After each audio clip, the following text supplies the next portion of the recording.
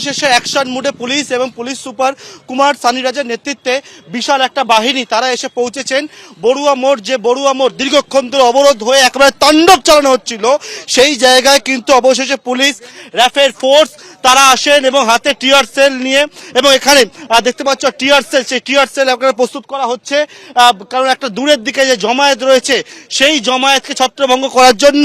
এবং এই যে আমরা যে জায়গায় দাঁড়িয়ে রয়েছে এটা বেলডাঙ্গা রেলওয়ে স্টেশন, একেবারে যে দূরের দিকে যে জমায়েত রয়েছে সেই জমায়েত হটানোর চেষ্টা হচ্ছে। র্যাফের বাহিনী পুলিশের ফোর্স অ্যাকশন মুডে এখন দেখতে পাওয়া যাচ্ছে পুলিশকে। সকাল থেকে আমরা দেখেছিলাম গতকালকের ঘটনার পর একেবারে পুলিশের ভূমিকা নিয়ে প্রশ্ন উঠছিল, এখন পুলিশ অ্যাকশন মুডে।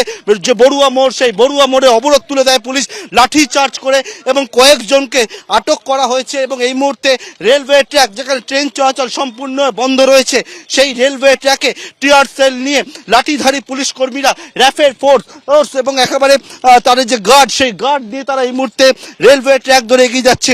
আমার সহকর্মী উজ্জ্বল ঘোষ যে ছবি তুলে ধরছে, এটা হচ্ছে বেলডাঙ্গা স্টেশনে যে রেলওয়ে ট্র্যাক, সেই রেলওয়ে ট্র্যাক ধরে বিশাল বাহিনী তার রয়েছে। যেমন সেই বাহিনী কিন্তু এই মুহূর্তে যে রেল অবরোধ করা হয়েছিল, সেই রেল অবরোধে একটা অংশ উঠে গেলেও অন্যদিকে একটা জমায়েত রয়েছে, সেই জমায়েতকে হটিয়ে দেওয়ার চেষ্টা হচ্ছে।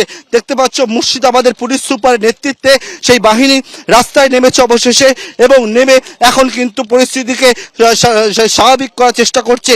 এবং এইটা হচ্ছে একেবারে বেলডাঙ্গা যে রেলওয়ে স্টেশন, সেখানে আরপিএফ কয়েকজনকে আটক করেছে এবং তাদেরকে আটক করে রাখা রয়েছে।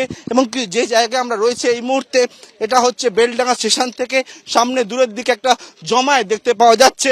সেই জমায়েতকে হটানোর জন্য একেবারে র্যাফের বাহিনী হাতে টিয়ার সেল, এই হচ্ছে একেবারে টিয়ার সেল নিয়ে তারা কিন্তু রওনা হয়েছেন।